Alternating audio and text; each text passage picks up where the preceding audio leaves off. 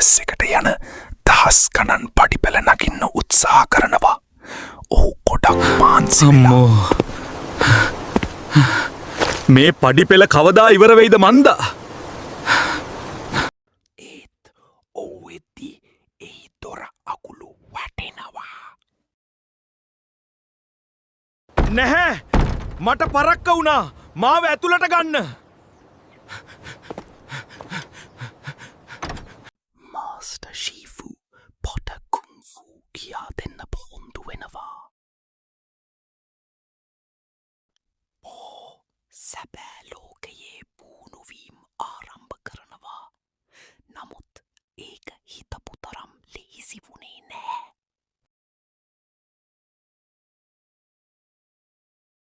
ගුරුතුමනි! මේක හරිම අමාරුයි! ඕ! අවධානය යොමු කරන්න. ගුරුතුමනි! මේක හරිම අමාරුයි! ශිෆු ගුරුතුමා පෝට කියා දෙන්නේ සැබෑ ශක්තිය තියෙන්නේ ශරීරයේ නෙවෙයි හදවතේ බවයි. මතක තබාගන්න ඔයාගේ දුර්වලකම තමයි ඔයාගේ ශක්තිය. නමුත් සාමයට බාධාවක් වෙමින් රුදුරු තායිලං සිරගීන් පැන එනවා. ඔගේ පරණ ගාලයා එනවා.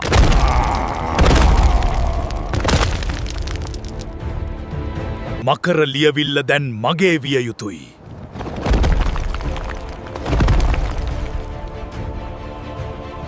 සටනට පෙර පෝ තමන්ගේ ඇතුලාන්තය සොයා යනවා. ඔහුට රහස වැටහෙනවා. රහසක් නැහැ. රහස තියෙන්නේ මා තුළමයි.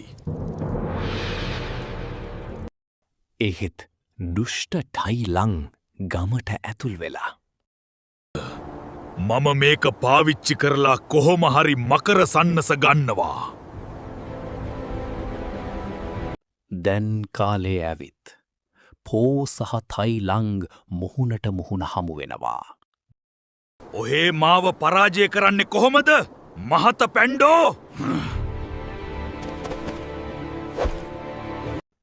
පෝ හොවුගේ විශේෂ පහර එල්ල කිරීමට සූදානම්. ස්කැඩූෂ්!